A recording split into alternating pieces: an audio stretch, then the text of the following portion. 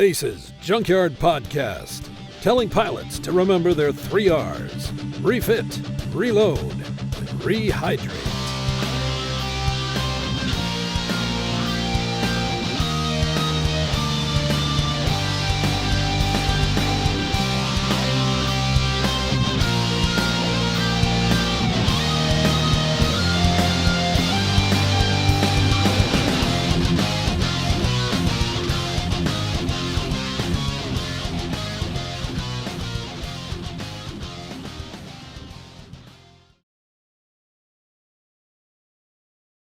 Hello and welcome everybody to the Armored Combat Escalation Service Podcast, episode 31, your number one voted MWO and Battletech podcast, recording live from our Overlord dropship attached to the charging jump ship. Today is Sunday, December 14th, 2015. I'm your host Brandon, also known as Cattra, Kell, and will be today's Tierkron. How's it going, man? Point of clarification, today is Monday, December 14th, not Sunday, December 14th. Yeah, I didn't change that yet. We can just keep that in there. I made a mistake. We'll just keep going. Again, after I already warned you. See? Told you. How's it going, man? All right. Hot, warm as heck down here in the States. I mean, I'm in upstate New York, and today it hit 70 degrees Fahrenheit, which I've had green Christmases before, but nothing like this. This is very, very odd. I think the last time I had a green Christmas or a green December, it only got up to maybe 50, and it was mostly rainy the entire time. This last week and the beginning of this week have all been pretty sunny and warm.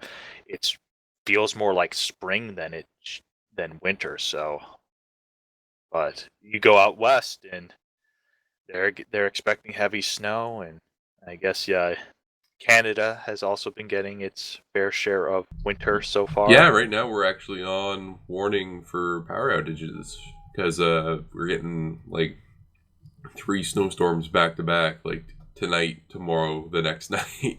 Yeah, and for those who are not aware, one of the reasons we actually delayed this podcast till Monday was because Cattra lost power on the multiple times. Even. Yeah, on the day we were supposed to. So Mother Nature, she is fickle. Yeah, it's like I wake up with no power, and then I have to go into work. I'm at work with no power, and it's like, oh, all right, I guess I'll do something. But yeah, so that's been there's been a lot of events leading up to no podcast for the past couple weeks, and Mother Nature and other real life things have gotten in the way, including, since it's almost Christmas time, family. So there's that. So this will probably be, I'm giving just a heads up here now that this will probably be the last podcast until I'd say the new year. We'll go on vacation, and then we'll be back in the new year with more episodes and more fun. But for right now, let's catch up on previous events for the last little bit. The first one, let's talk about Tukayyid 2 event. Yeah, Tukayyid, that was a thing. Yeah. Guess who won? I bet you can't.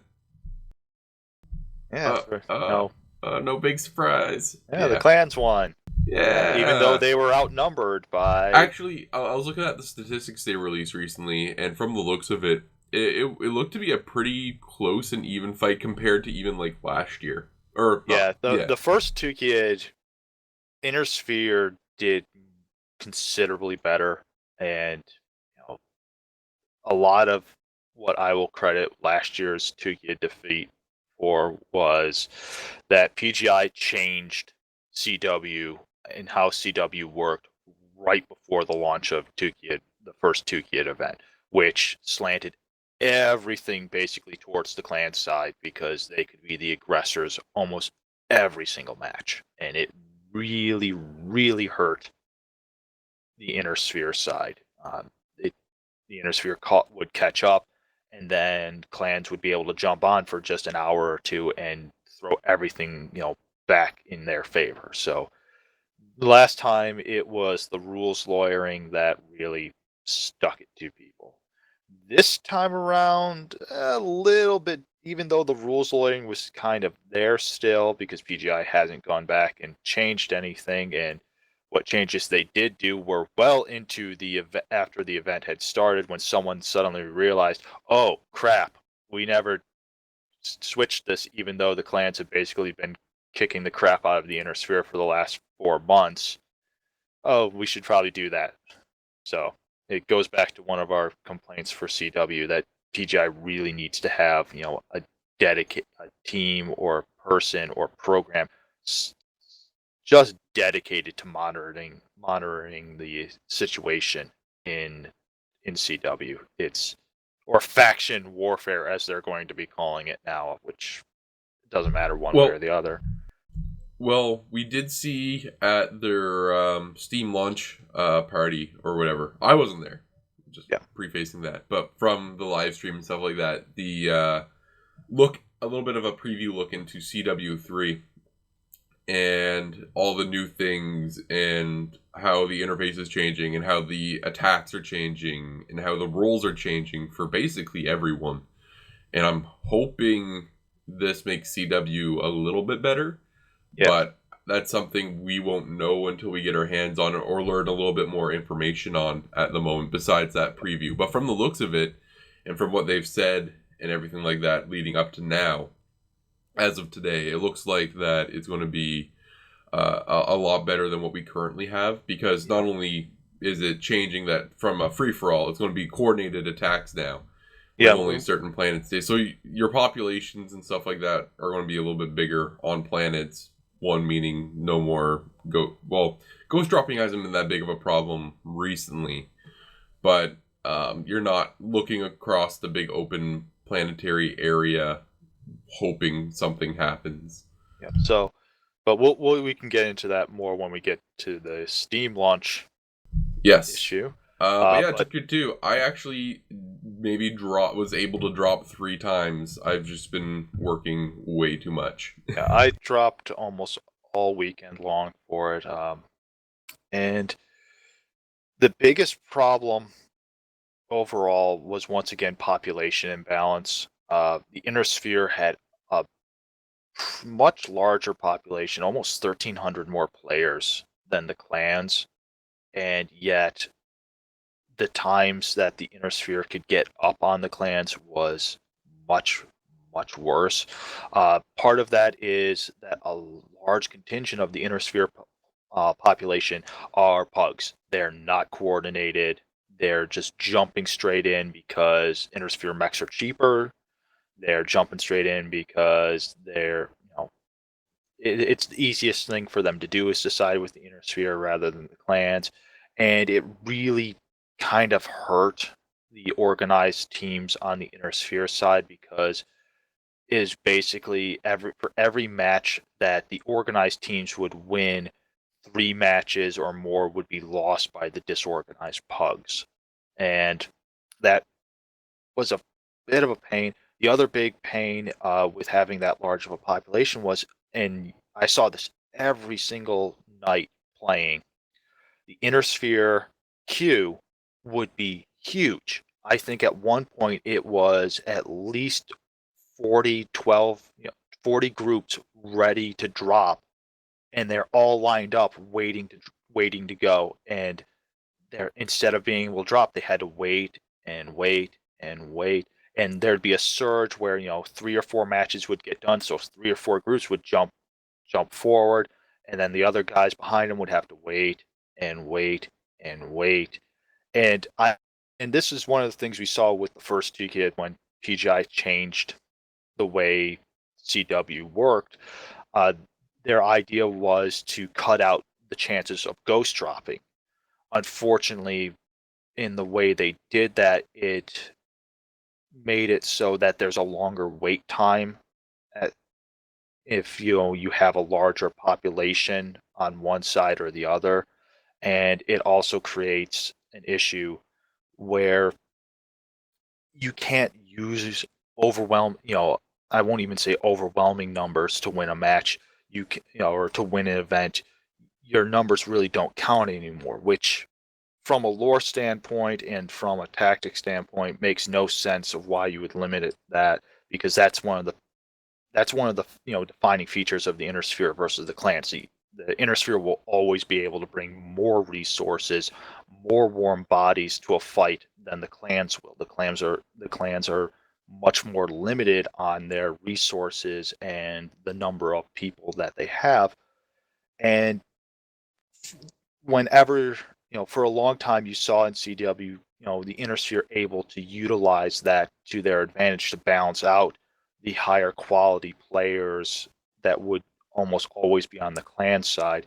And PGI basically said, yep, nope, we're not allowing that anymore because it's not fair. And we've got too many people complaining on the clan side about it. And it's one of those things that led to basically a large exodus of players from CW. And it's something that PGI definitely needs to go back and re-examine and tweak. Maybe with the changes that are coming up, that will happen, but it's still there, and we did see it in this last major event, and it really hurt the Inner Sphere. A lot of people I talked to were telling me, if their group had to wait more than 10 minutes to get a match, they often just quit out, or they would have people quit out because they didn't want to sit there. Well, yeah, no one wants to just wait like 20. It goes back to that period of CW before 6-ish months ago when people would just sit on Planet for like what, a half hour and then get nothing still. Yeah, and and I know what PGI wanted to do. They wanted to eliminate ghost dropping because there was a lot of complaints both of that ghost dropping isn't fun, even if it was helping you win a planet. It was boring, and there was also the big complaint of ghost dropping isn't fair.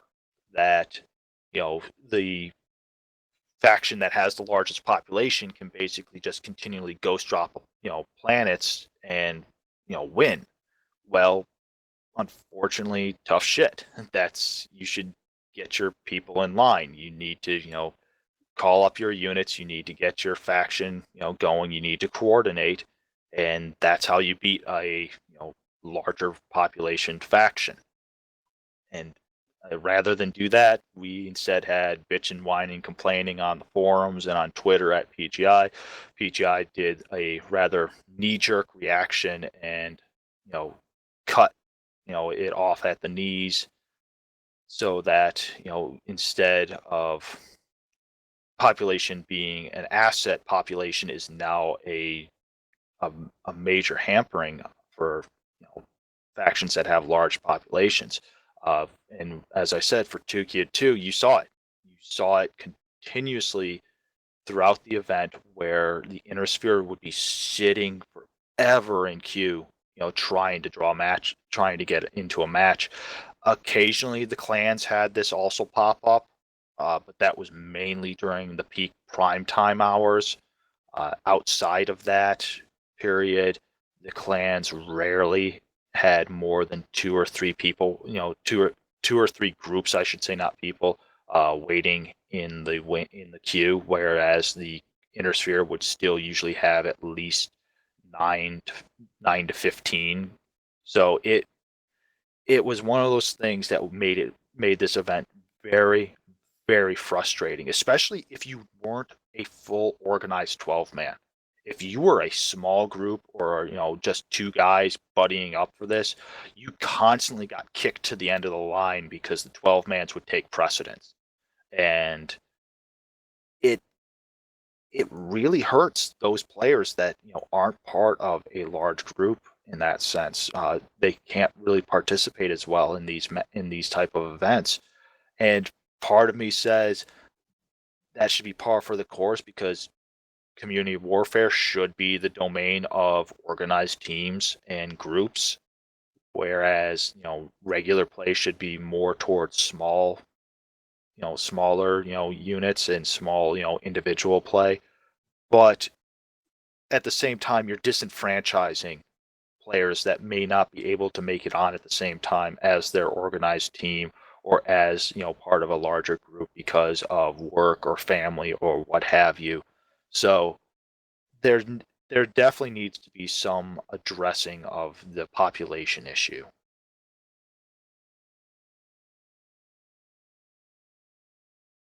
Oh, definitely. But as far as the event itself, because I mean, they did eventually add in more drop areas, and I hear that after they added that in, things went a bit smoother. Though I could be Yeah, mistaken. I don't know, because all the way up even till 1 o'clock in the morning, on well, I shouldn't say Sunday, Monday, early Monday, I was still playing, and I still saw the inner sphere queue was jacked up. It had a huge number of people trying to drop and just sitting there waiting, waiting, and waiting. So it's it's something that, as I said, PGI needs to address it. They need to come up with a better system. Uh, Hopefully, with Phase 3, whenever that comes into play, that's going to hopefully fix this. But until then, CW is probably going to plod along as it has been for most of Phase 2.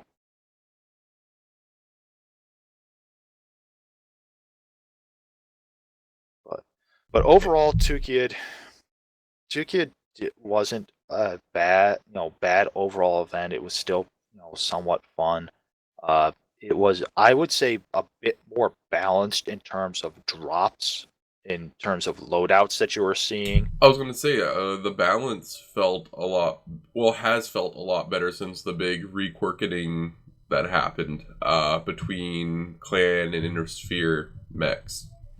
One of the things I will say though is PGI, with in terms of drop decks for CW, needs to put an emphasis on players bringing balanced decks, but also bringing other mechs beyond what's easily available.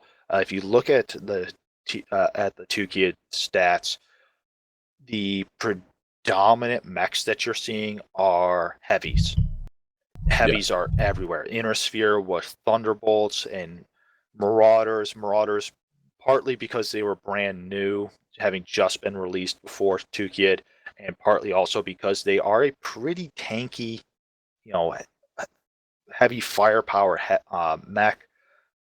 So long as you're facing, you're on the attack facing forward. If you get caught from the side, that mech can crumple pretty quickly. But straight on, fist, face to face, it's a pretty beastly mech.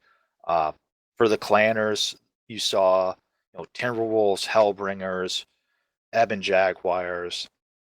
The only, rare for their medium mechs, rarely did you see anything besides Storm Crows. Occasionally, you would see Nova here and there. I don't think I saw any Ice Ferrets, maybe one or two, couple Shadow Cats, but the predominance were, Storm Crows.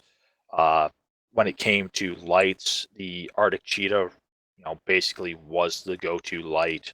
Once in a while, I did see adders, but I don't think I saw any kit foxes, and I think I saw maybe a couple mistlinks, mostly for those guys that opt set their deck so that they could bring their direwolf. They needed to bring a mistlinks in order to balance out the tonnage, but it just, I saw a number of people, even on the inner sphere side, that would bring an Atlas or they'd bring a King Crab, and that meant that they were bringing, a puny little Locust or, a Commando.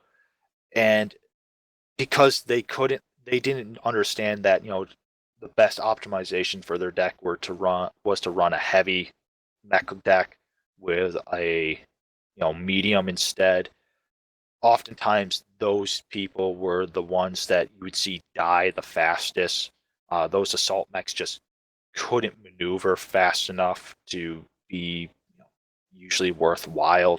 The caveat there being the stalkers, they were somewhat more maneuverable, but the king crabs and the atlases just they couldn't run for the event very well. And PGI needs to do something to emphasize balanced decks that players should look to optimize their decks, especially for CW. Uh, there needs to be something there, and I don't really know what the solution is, but you see players coming in with decks that are just off the wall in their composition, and that player's not going to have fun because they're going to run that locust and they're going to get one shot by a street crow, or they're going to bring that king crab thinking, oh, I can put out so much damage and tank so much damage, and they're just going to get blitzed by Arctic cheetahs or danced around by timberwolves. It's something has to change there, and the same thing for the clan side. Dire wolves, I saw a number of dire wolves. They just got shredded, and part of it's player responsibility, but maybe having something in the academy to teach players, before they go into CW, to know your role. Role, role warfare, and also how to teach them, how to compose a deck, how to optimize your drop deck for what your play style is. Yeah, because that's just the thing. The assault mechs, though they do have a lot of firepower, the heavies in community warfare really is where all the action is, because it's the combination of everything. It's the mobility, the firepower, and the armor, the ability to tank. So, I mean, with your assault mechs, you might have the ability to tank and you might have the firepower, but you don't have the mobility.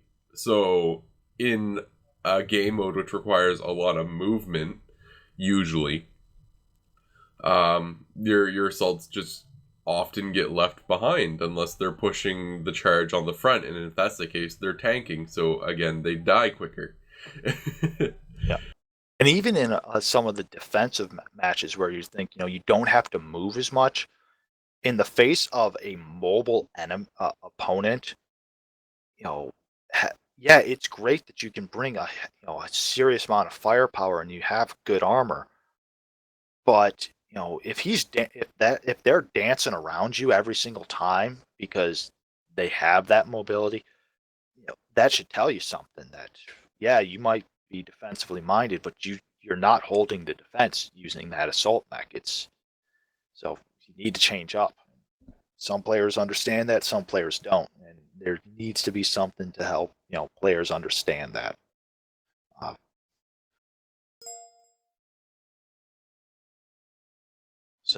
But Tukayyid overall, not too bad. There was some controversy with Tukayyid in terms of the units that were playing. Of course, let's get the elephant in the room, Mercstar. Mercstar comes under a lot of fire for just being so huge. I mean, they hit the member cap for unit size, which I think is like 550 or something. So they basically could run by themselves almost every drop, and have multiple 12-mans running, and it is what it is. I mean, I'm not going to fault them for that. It's if you've got a large organized unit and you can coordinate yourselves to do that, then you're going to run an event. You're going to be able to do the best overall. I've seen a lot of people attacking Mercstar over this, that they were gaming the system, and it's like, I'm sorry, I don't know what to tell you. You either need to grow as a unit. They're moving within the rules of the game just because they use it to their advantage, like whatever. So, for an event like this, I can't fault them. They have the numbers, they have the coordination. Yeah, they are going to win. They're going to do very well in that regard. So it's tough, but the only way to counter it is to build up your own units and to train and develop the coordination to counter it. I've heard a lot of people saying that PGI needs to go in and cut the unit the member cap down. But in the last major town hall, Russ talked about that and said they were considering it, and then brought up the point of you guys want to be more competitive. and you say smaller units will help that. But if you're just going to make, community-based treaties of, this unit will will ally itself with this unit and work together, yeah, you're going to lose some of the numbers. So, you know, it will be more even across the board between units. But in terms of factions, you're still going to have an overblown population for, coordinating in each faction. So it's not something that can easily be changed, and it's not something that, just cutting down a unit's numbers is going to change. So, people like to take pot shots at it, but it's really the only solution is get bigger and get better if you want to try to compete.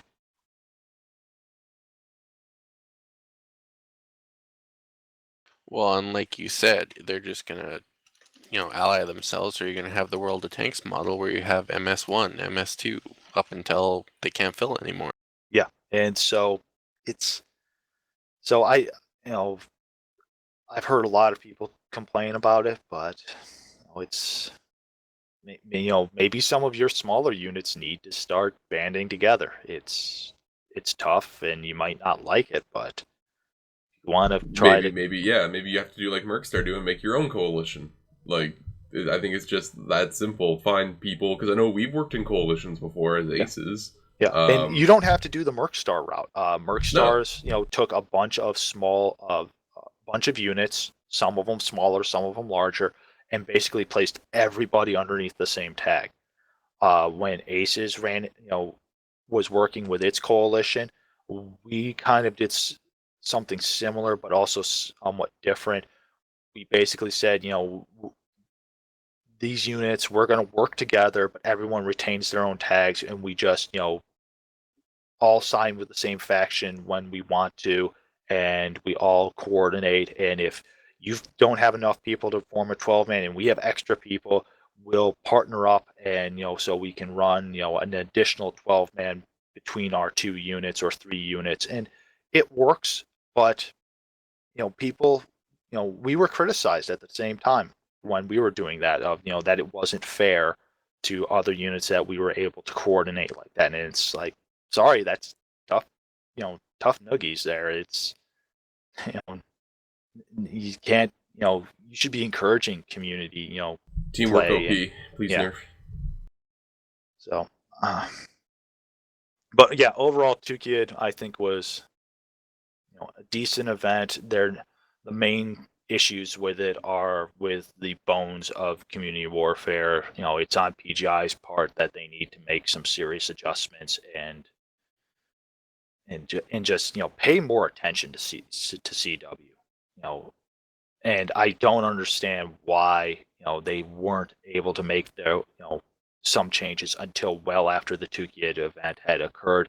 I mean, they had 2 major I shouldn't say major events before the Tukayyid, but they did have 2 CW events, 2 weekend CW events prior to Tukayyid, and that should have told them. They should have been able to look at those numbers and say, okay, we need to adjust drop deck, weight limits prior to the start of this major event. We need to do this prior to the start of the event. So it really was, in this sense, PGI asleep at the helm and not paying attention. So for all the good that they do, they still make some boneheaded, moves.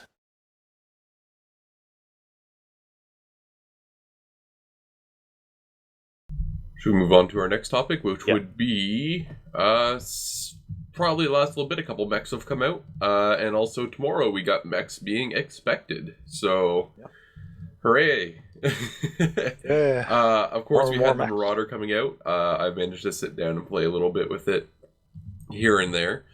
For me, it's just kind of it's a fun mech to play. I can perform all right in it. I just haven't found that build yet that I really enjoy playing. The funnest build I've had so far, I believe I was running 3 AC5s and 4 medium lasers. And I did all right. but it's not nothing. I'd still rather hop in my Wolfhound and do like 3 kills and 700 points of damage. The Marauder seems to have been well received. I've had a number of people complain to me that oh, it's not that great because it's not XL friendly because it can easily cord from the side. It's like, well, that's your trade-off. You should be avoiding keeping your eye on a flanking attack anyway for any mech that you're driving. But for a mech like that, yeah, you have to treat it like if you're playing a king crab or a crab or a stalker. You're great face to face with an enemy, but yeah, you cannot show that side to an attacker because they're going to rip into you before you have a chance to respond. So overall, I'd say it's a decent mech. I would an aesthetic thing. I don't like the big bubble butt back on it. That they put. I think that should have been slimmed down slightly and streamlined a little bit more. But that's an aesthetic preference. From what I've heard and seen, it does better as a second line assault, or heavy, sorry, not assault. And I've seen some people do pretty good with it, but yeah, once it gets up front, if people aren't paying attention, they'll get taken from the side pretty easily.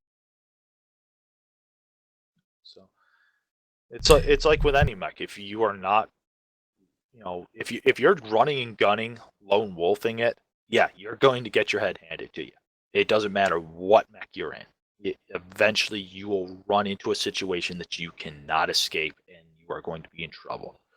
But if you work with your team, if you coordinate, it doesn't matter how bad you think a mech is, you can make it work. So it's really something that players just need to learn. It's the player that makes the mech, not the mech that makes the player.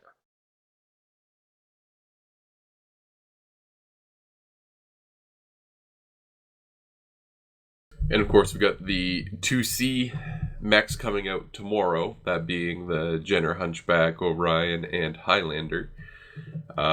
Should make for interesting times, especially with that Jenner and Hunchback. Yeah, Russ showed some gameplay with them last week, and they're looking pretty interesting.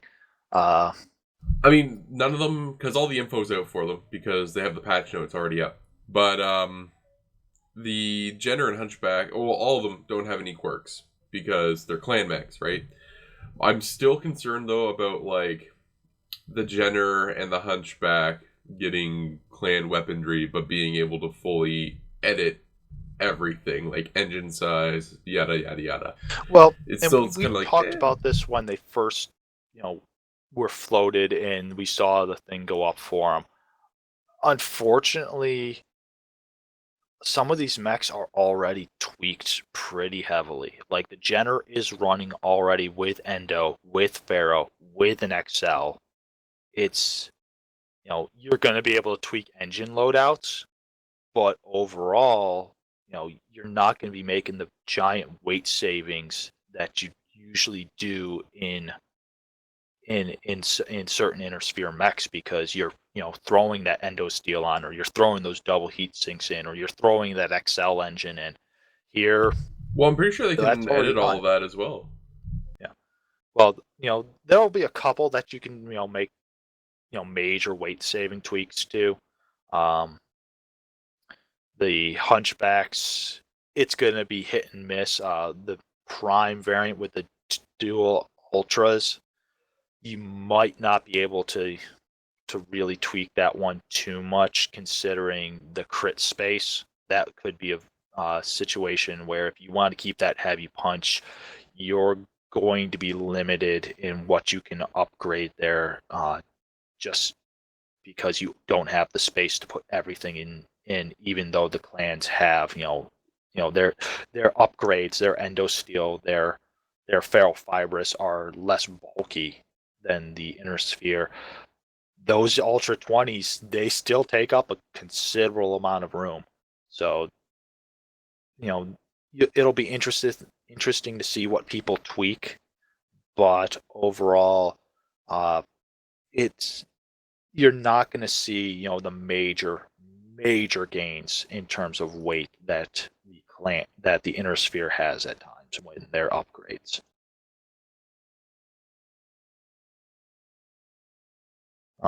There, it's and that's a decent trade-off. I think. One of the things I did notice though, the Orion, that Gauss rifle sticks out way too far. The end of it goes out farther than the arms do. I think that's an aesthetic change that they're going to need to perhaps tone down on it a little bit. Yeah, trim that back a little bit. It's kind of absurd that thing's sticking out so far, especially when you compare, I think it's an Ultra 10 and 2 Ultra 5s that are in the other variants, and they don't stick out that far. It's just absurd how far that Gauss rifle sticks out. In that said, it's also somewhat low slung, so it's not like it's easy to shoot that, but it's just kind of really weird looking to check these pictures that show the side view and seeing this barrel just sticking out so really far. It just doesn't look right. But yeah, I'm not going to play the Orion 2C. I will give the Highlander 2C a play, just because I actually like the geometry on it. It is a very sexy looking mech. I plan to play all of them, and if I don't enjoy them, I'm still going to grind through and I'll grit it out and everything, because that's what I do for my mechs. Even if I'm not necessarily finding it the most enjoyable mech, I always try to level all of my mechs up and grind them out, just so that maybe one day I am feeling more in the mood for running an Orion or a Dragon, and it's like, well, I don't have to start at square one with it. I already suffered through that part, so I plan to play them all too. Yeah. But and yeah, for the same reason. Yeah, I think they will be very fun to play. And once again, people will tweak them as they are wont to do, and we'll probably see some really interesting builds develop. It will be very interesting this Christmas holiday season, as I'm certain we'll get a major holiday event of some sort from PGI, because we have the last couple of years, and these mechs should be at the forefront along with the Marauder, and Warhammer doesn't come out till January, right? I can go find out real quick.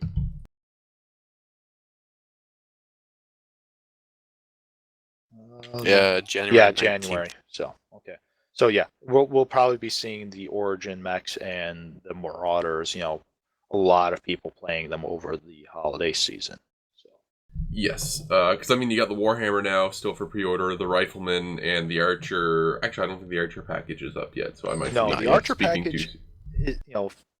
The art has been shown off, and NG put that the picture for it up. I think not last week, end of the week before, and so people were automatically running to the MWO site and screaming, "Where's my Archer pack? I want to buy my Archer pack." And PGI, I think, kind of got caught flat-footed by it. I think NG kind of jumped the gun a little bit on showing off the art and making people think that the pack was up already. But yeah, I know, right? Fuck those guys. Yeah, but the Archer pack is not yet up for sale. We don't know what will be in it yet. I bet I can guarantee you one thing though: Archers will be in it. Yeah, confirming right now. This is an A.C.E.S exclusive. Archers are confirmed for being in the Archer pack. I have seen a number of people speculating on what will be the Archer hero, because there are two rather important Archer pilots in the Battletech lore. One is Morgan Kell, who is the leader and founder of the Kell Hounds, and the other is Jamie Wolf, the leader of Wolf's Dragoons. Well, don't forget about Patrick Kell as well. Patrick never piloted an Archer. He piloted a Thunderbolt and then a Victor. Yeah. He never pilots the Archer. So, yeah. Get back to reading your books there, Cattra. I will get to... You're a disgrace. Alex Carlisle piloted one too, but not nearly. Yeah, his was just an upgraded regular. He never, tweaked it out. And it's never said for Morgan Kell if he's made certain adjustments to his. A lot of it is considered that he's piloting a standard Archer and maybe a slightly upgraded one when it comes to fighting the clans. The biggest thing with him is, of course, the Phantom mech thingy, which has never been fully explained and will never ever be fully explained. And so I'm doubtful that he will be the hero mech. He will have the hero Archer. I'm thinking it's probably a good chance that Jamie Wolf will have the hero Archer, his being the most likely the Dragoon variant of the Archer, which strips some armor in order to put a large laser in the center torso.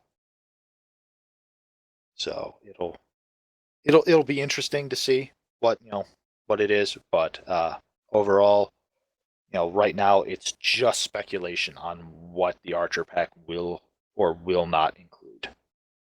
I would say it probably would be Jamie Wolf's, as if I remember right, there's more description about his. Not that that would matter too much, but his blue and gold, or sorry, I screwed that up. Isn't that Kell has the blue and gold one? They're both the Kell Hounds and the Dragoons use red and black as their colors. Blue and gold are the Davian Guard and the Lyrian Guard colors. Then I messed that up in my head. Yeah, so. You are correct.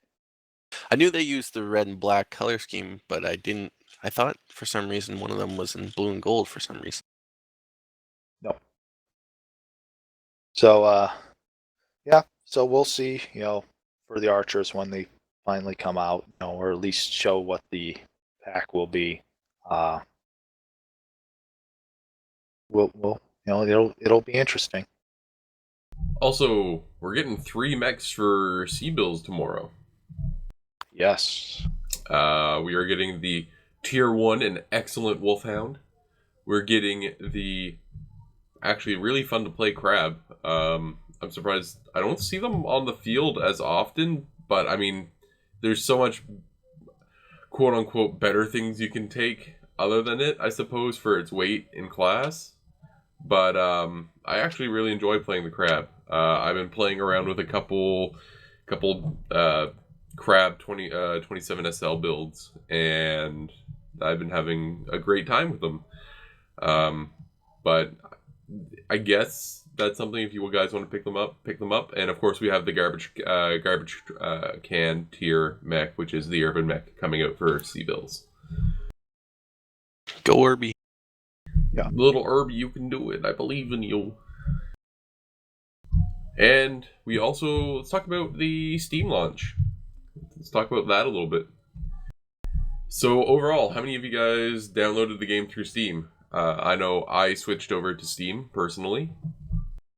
Yes, I have. Go ahead. I have both the regular launcher still installed as well as the download through Steam. I have both, but haven't launched it through Steam yet. And the blue and gold Archer is Jamie Wolf's. Oh, get wrecked. And it shows up in now I forgot the name of the book. It shows up in Wolves on the Border. My headcanon. Yes, it does show up in Wolves on the Border. I was about to say that actually after I went through and double checked myself, and I was wrong. Also, the Wolf Dragoon variant is not the large laser variant. That actually it comes later for a different group. The Wolf Dragoon one it removes 2 of the medium lasers, reduces the armor by 3 tons, and throws on 2 SRM4s in that place. So, and that is supposed to be the variant that Jamie Wolf always runs. Though during the Battle for Luthien, he does run an upgraded version of that uses clan technology.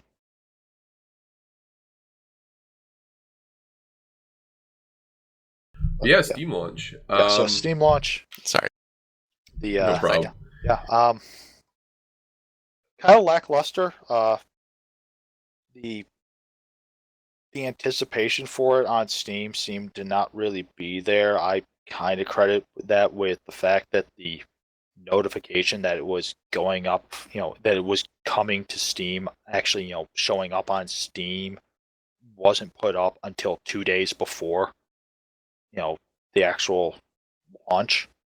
So, because I kept checking, every day, I would, use my phone, log into my Steam account, check, what were the upcoming releases, and MWO did not show up until the 8th.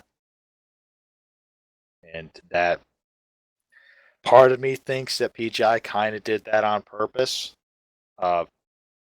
because if as soon as it went up, if you went over to where the Steam forums have their MWO section, you saw a lot of people griefing MWO. A lot of people were putting up a lot of negative comments. Overall, though, the reviews for the game have actually been incredibly positive, which I'm actually not to mention, surprised if you guys do not know, there are programs that link into the API which Steam runs and can track players. And currently, as of we're talking right at this hour, there's currently 3,000 people playing MWO through Steam. So the population is actually pretty big. It's got an all-time peak right now of 4,111. Which isn't bad. It's definitely not the most populous game on Steam. Not by a long shot. That'd be your close. Dota and your Counter-Strike. But considering that I would say the majority of MWO players are still playing through the regular launcher and are not playing through Steam, it means that their number, their population, their stats are not being tracked. So you can't use the Steam numbers overall to say, oh, MWO has a pitiful population. It only is in the lower thousands. You have to say, no, this is the population that's playing through Steam. We don't know what the other population is. We assume that it's at least the same size, if not larger. The only way we could tell that is if PGI actually was more forward and open about their internal numbers, but that doesn't seem to ever be the case, and probably will never really be the case. But yeah, Steam. I view about 3,000 people on average a pretty good number, actually. Yeah. Considering during open beta, where everyone seems to quote that's where the biggest population was, quote unquote, our MWO. We only saw the maximum of 2,000 when the counter was still in game. So it's hard to tell at times. So dead game. But dead game, dead life. Yeah. Reviews have been mostly positive. The game currently has a very positive rating. Part of that, I think, is that a lot of the griefers for MWO have not launched it through Steam, because in order to write a review, you have to have a certain amount of time actually playing the game.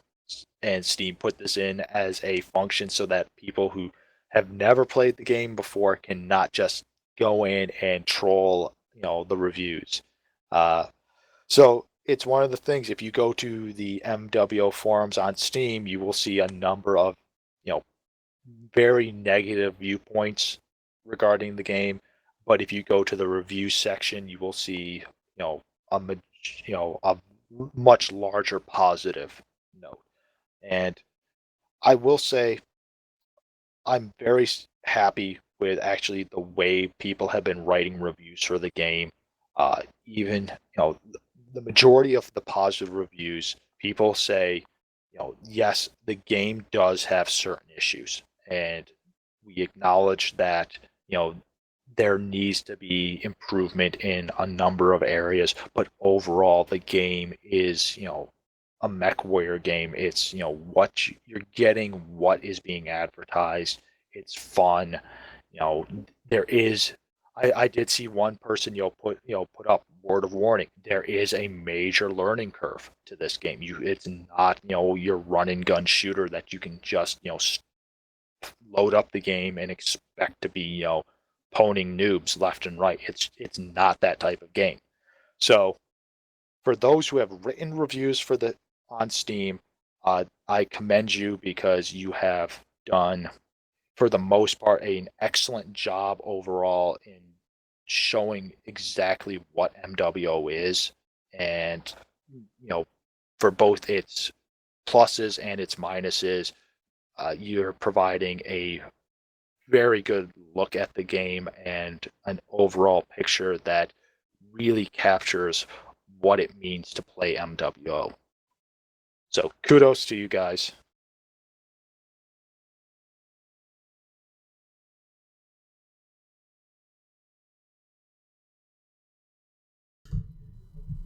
Speaking of the Steam launch, there was also the Steam launch party where a number of things were shown off and talked about.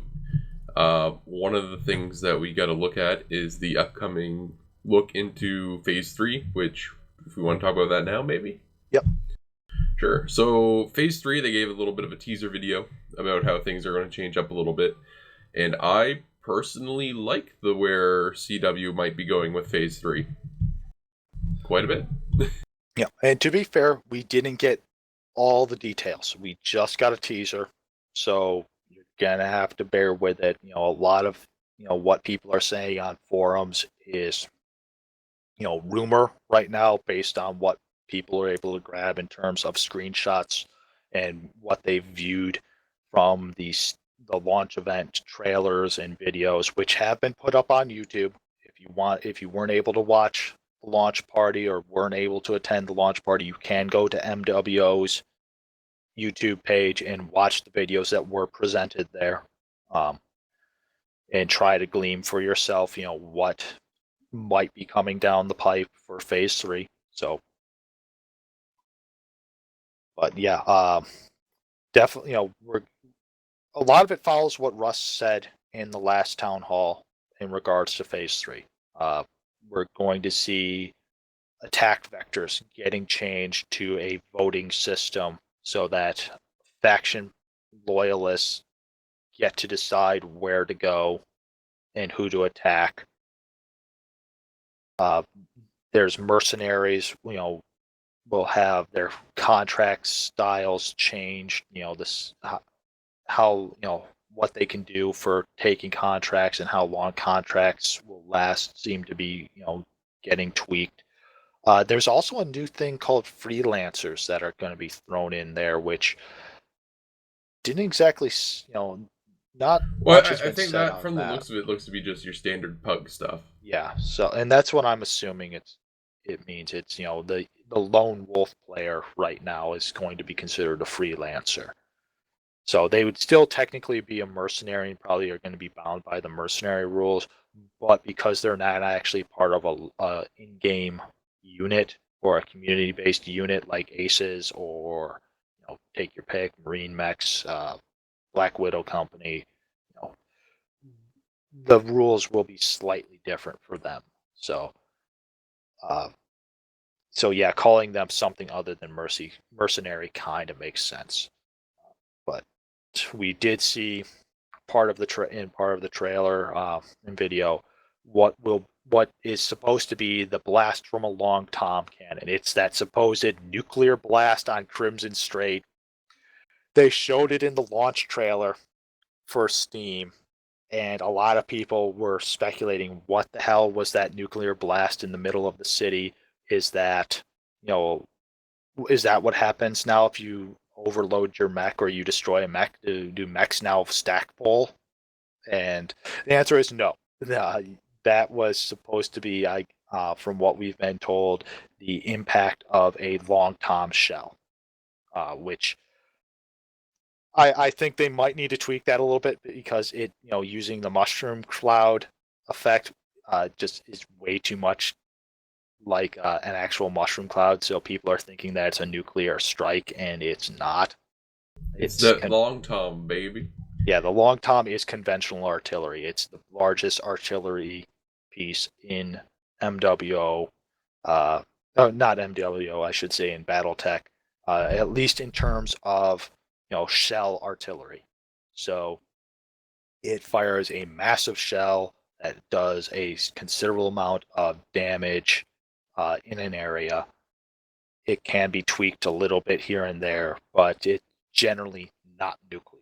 So, hey, remember that time in Mech Commander when you could mount a single long tom artillery on a Atlas? When can we do that in MWO? Those are not long tom artillery pieces. Those are those are long tom cannons. Yeah. And that's another thing I've been seeing a lot of that in people.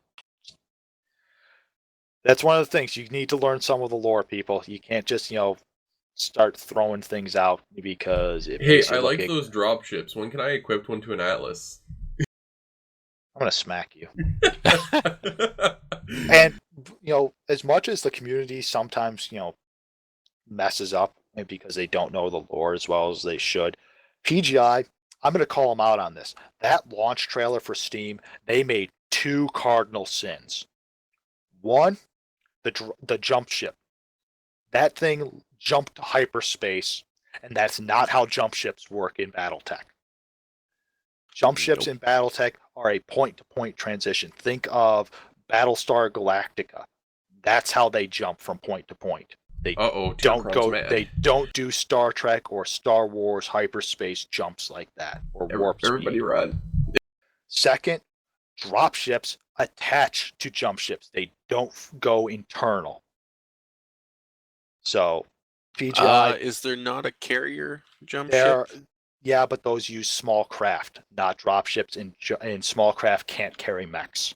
So anything that can carry a mech is considered a drop ship and has to use a drop collar because of the size limitations. So they attach. That was only for the rounded Overlord and above class. Nope. All drop ships attach using a drop collar. They attach outside. They are not internally carried. I thought your Cardinal Sin was going to be bringing back the Battletech cartoon as canon in MWO, but yeah. Did you not catch that, or? I caught that. Okay. But the cartoon is actually part canon in the actual tabletop. Well, it's considered a cartoon in the canon as a cartoon in universe. Yeah. So the drop ships, the way the drop ships and jump ship work, shame on you, PGI. Shame on you. You guys should know the lore well enough at this point. You have partnered with Catalyst Games for a lot of the information. A quick call over to them would have easily told you, no, that's not how that works. Yeah, Russ, just pick up your mayor's type phone to connect you to the red phone. Batman or Superman or some shit, except for it's connected to Randall Bills, or Coleman. Pick that up, and be like, Bills, I need help. Well, considering Bills was at the Steam launch event, it's not like they have never talked that they are ships passing each other in the night. There is a working relationship between. Yeah, but I assume they're both probably working. I assume they also don't have phones, like I said, that are connected just directly to both. It's called you don't need a red phone. You don't need the red phone anymore. It's called a regular phone. I'm pretty sure they have each other on speed dial if need be. or even if they don't have each other on speed dial, I'm pretty sure they have receptionists and secretaries that can get a hold of one another. So, but overall, yeah, shame on you, PGI. Shame on you for inaccurately just showing. Because of that trailer, I'm going to give your Steam review a 0 out of 10. Do better next time. So, but yeah, but overall, Steam launch hasn't been too terrible. I have talked to a number of people who have unit members that are running in the lower PSR rankings and have been checking out the solo queue. From what they've been saying, it has been somewhat scary. The new player balance. Let's just say, thank God that the PSR does not allow tier 2 and tier 1 players to go down and fight at tier 4 and 5, because it apparently would be if you don't have the Death Star achievement yet, that's how you would get it. I have seen a number of people saying though that they should create that tier 1 players should create alt accounts in order to go down and play, but a couple people have suggested that for recruiting purposes in order to bring new players in. I don't necessarily find that a bad thing. Getting new players into groups and into units and teaching them how the game is best played. Teaching them how to enjoy the game without getting the crap kicked out of them constantly. That's a responsible thing for the community. Those of us who are already here in MWO, who have been here for a long time, yeah, we need to take a number of these newer players under our wings and say, don't worry, we all started out as noobs at one point. We can help you. We'll teach you.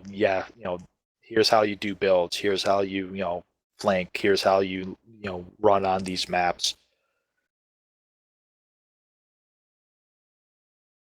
One of the things they showed off that I was excited about is the decal system or decal system.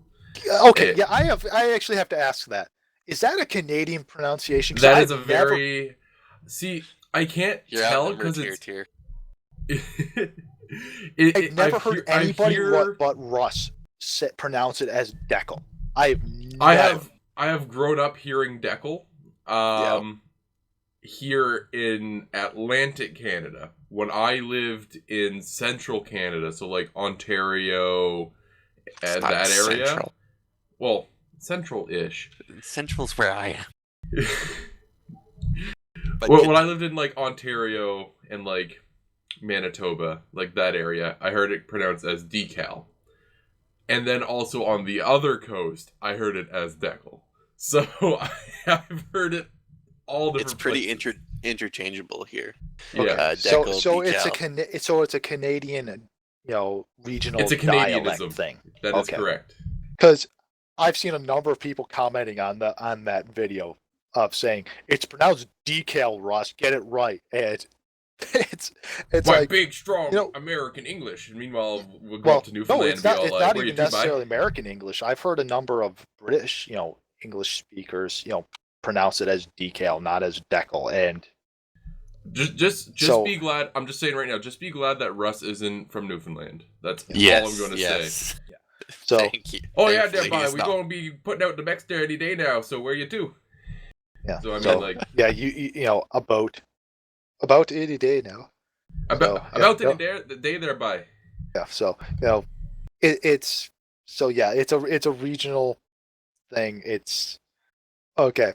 Because I saw a number of people, commenting, and some of them were very mean-spirited, but a couple of them were very funny. And I was just curious, is it, just a regional, pronunciation, or is Russ slowly losing his mind? I don't know. I am actually, I went back through a couple, not posts, but I guess news articles to see if they were doing, color the British way or the American way. And I'm surprised that he did say it that way, considering he hasn't been doing a lot of the British or Canadianisms in typing, at least. Or I guess whoever is typing them isn't doing it that way. It's English. Yeah, let's it's just a fun say that family of languages. Canadian English is weird because it's a I'm in hybrid America. of We have enough weirdness in our major regional dialects of it, so it doesn't surprise me. When I lived in Newfoundland, it took me 6 months to understand what people were saying. When people say "who knit ya" or "where ya longs to," things get weird quick. Yep. So yeah, decals or decals, as Russ and some people call them. Finally, but unfortunately, we don't know when. It's one of those things, But it looks sexy. I also like how you can put it anywhere on the mech. And you can scale it and rotate it. And it looks like an actual really good system with a lot of depth to it. And my only question is, when can we get our custom emblems in? Yeah. My big question of it is, how they're going to do it. Of how units can get custom emblems and, what's the approval process going to be. We saw it with, getting the unit tags in. It was kind of, first come, first serve. If you were the first ones there, you got the tag. And the next person that wanted that similar tag had to find something else. So in terms of the decals, it could be interesting. And on that, are they going to block out certain ones? I would assume that I they're would going think to. they would, but I think what they might do, and this is just complete speculation on my part, PGI has not said one way or the other yet. They will of course, I would think, not approve decals or decals that are offensive, that don't look like they are appropriate for the game. So all of you who want a giant cock on your mech, no, that's probably not going to happen unless it's actually a rooster and you're supporting the South Carolina Gamecocks. I did wonder that myself, how long it would take. Doesn't Eve, whenever they put out a new feature, they had a time, for lack of a better word, time to offense before they figured somebody would make something like that with it? Yeah. I don't know. I don't play Eve because I can only take so much insanity. I do question how many decals, whatever you want, they're going to allow on a mech. Are they going to let you go crazy and put 30 on them everywhere, or is it going to be limited to to 4 or a certain number? From the video that when they were showing off the placement on the Mad Cat, on the Timberwolf, and on the Marauder, both of those had at least 5, if not 6, placed on there. So don't know. Yeah. It's easily assumed that the major factions, insignia are going to be in there already. So you'll see the Jade Falcon symbol, you'll see the Clan Wolf, you'll see the House Davian Sword and Sunburst, you'll see the Steiner Fist. It's going to really be the question of individual unit decals and insignia. Some of the community-based units, unfortunately, I think are going to be a little disappointed because some of their insignia is basically borrows insignia from units that are already established in Battletech as canon units. So they might not be able to use their current insignia, or they might have to tweak it slightly. That's something that is hard to say what PGI is going to allow, especially if they put in specific unit insignia like the Wolf's Dragoon, Wolf Head, or the Kell Hound's, Hound Head, or some of like the Grey Death Skull. They put those in as purchasable or unlockable via certain criteria. they're probably going to not allow, variations of them to be used by community groups. So it will be an interesting revelation when they say, what the criteria are going to be for getting custom decals admitted to the game. I'm kind of curious also, if there's going to be limitations in order to handle, how you can color a decal. A lot of community units have decals, have unit insignia and emblems that are already colored and vibrant. Our own A.C.E.S symbol has both red, black, and white on it. So how that can be affected by in-game coloring, I don't know. Maybe they'll only allow coloring for their own the own MWO emblems that are canon to BattleTech, custom unit insignias that are supplied by the community. Those may not be colorable. I don't know. We'll have to see. But yeah, it's at least good to see that after 3 years, this is finally a reasonable dream now. That it's going to actually be implemented sometime in the coming year.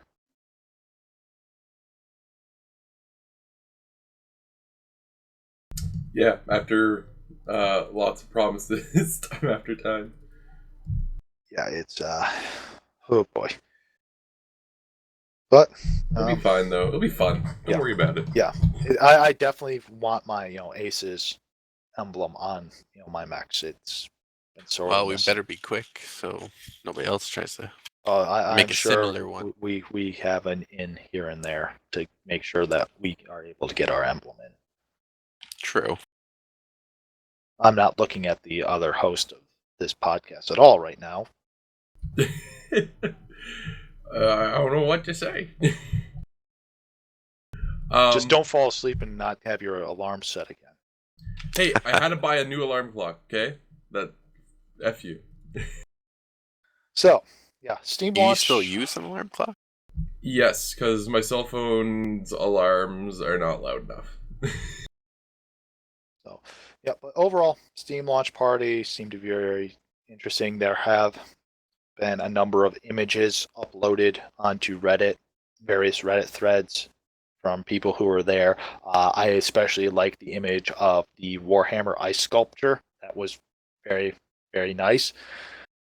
There was actually over on the Catalyst Game Labs forums a posting of it with Randall Bills standing next to it. So if you have no idea who Randall Bills is, go over there and you will be able to find out.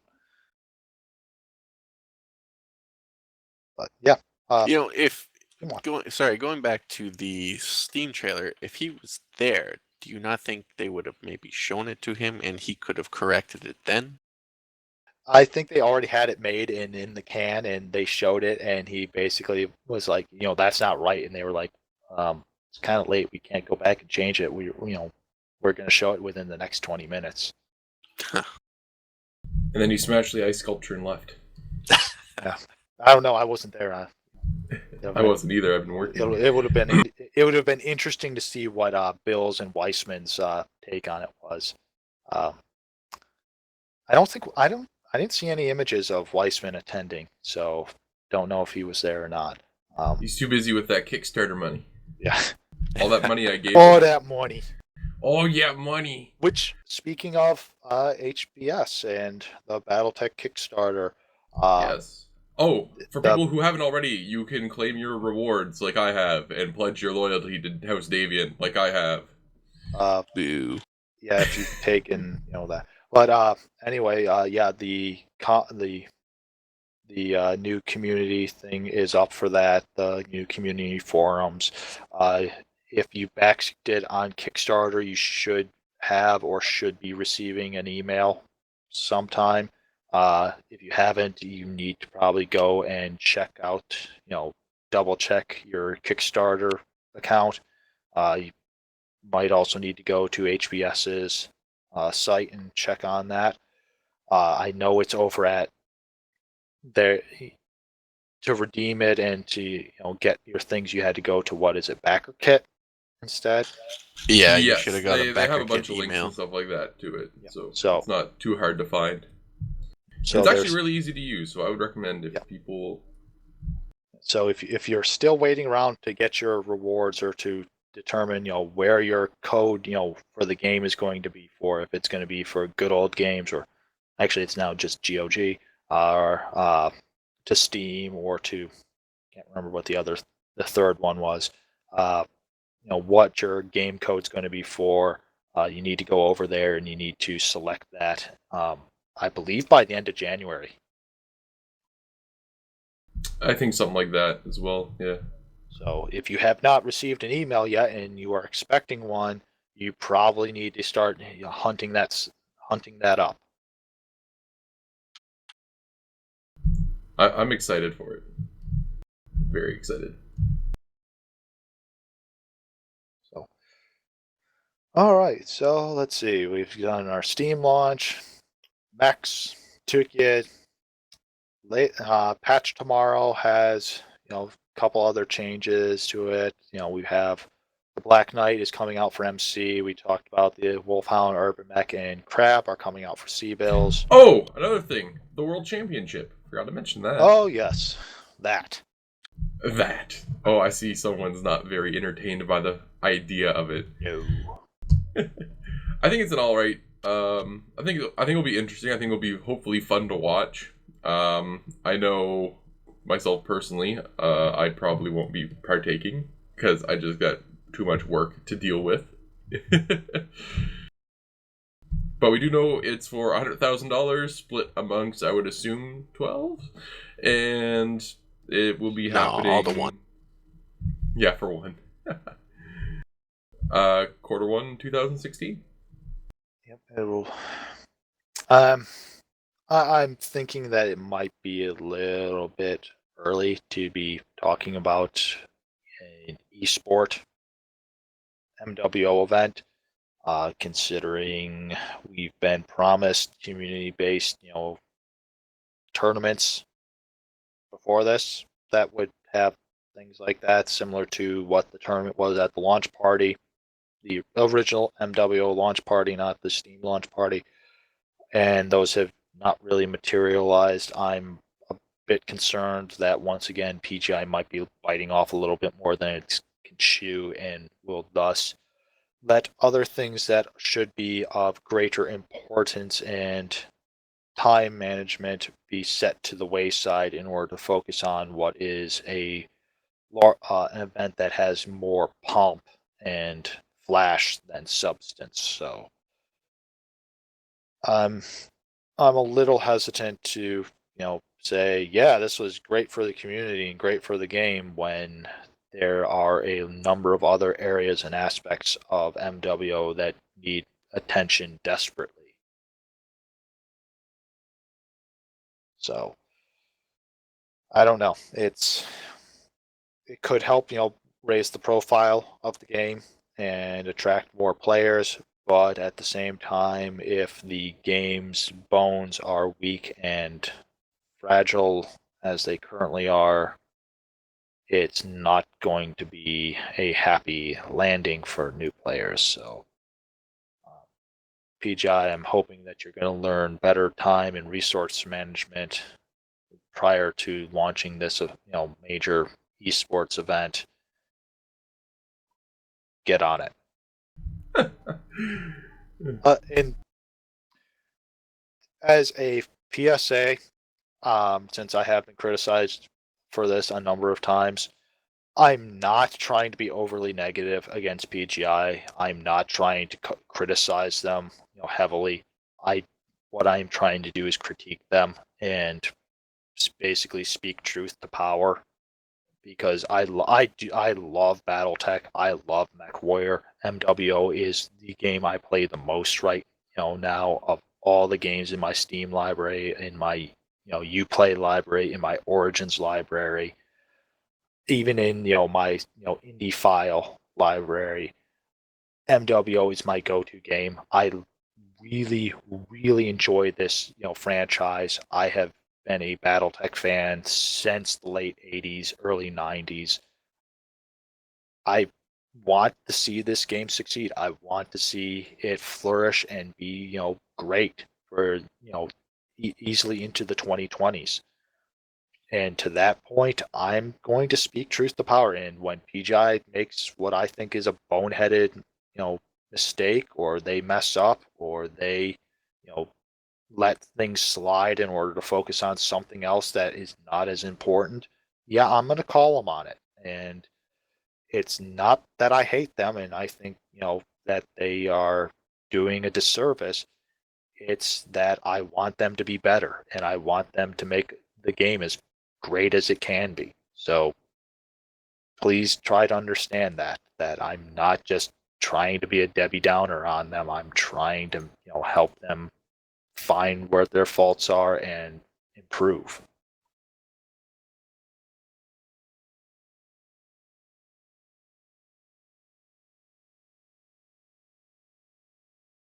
Well, I think that's everything for the past little bit, unless I'm missing anything. I don't think so.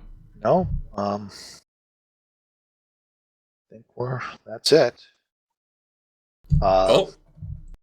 We are, I do know, for all new Steam players, A.C.E.S, if you are not already aware of us, we are a open unit. If you want to stop in and check us out, you can find us over at www.aces-hq.com. You can hit us up on the No Guts, No Galaxy TeamSpeak.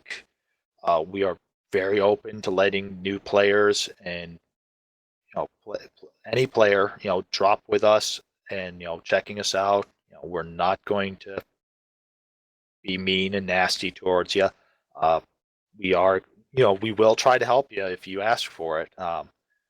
So, we've all been there where you are. So, don't be afraid to stop over and check us out. There, that was my plug for recruiting. Yay. And for all ACES members that listen to this, if we have new players come in, do remember you started out in their shoes at one point. Be fair and be mindful of that and be respectful always. If you are not respectful, you will be told about it and have a nice little meeting, probably with me. And if it's not with me, then it'll be with Typhus, and you definitely don't want that. You want the meeting with me. So remember, be nice. All right, so thank you everybody for coming out. Tierkron, Dazer, thank you guys for coming out on this. Now I think Monday. It's Monday, right? It's Monday. Yeah. Yep.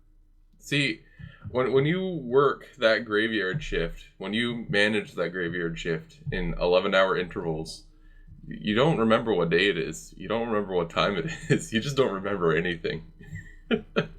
No excuses, Cattra. No excuses. No excuses. Especially in this day and age of, information at your fingertips. Fair enough. So thank you everybody for coming out. Thank you everybody for listening to episode 31 of the Armored Combat Podcast, the Junkyard Podcast. We will see you in the new year. Have a good holidays, everybody. Have a good new year. This has been Cattra, Kell. Thank you for listening.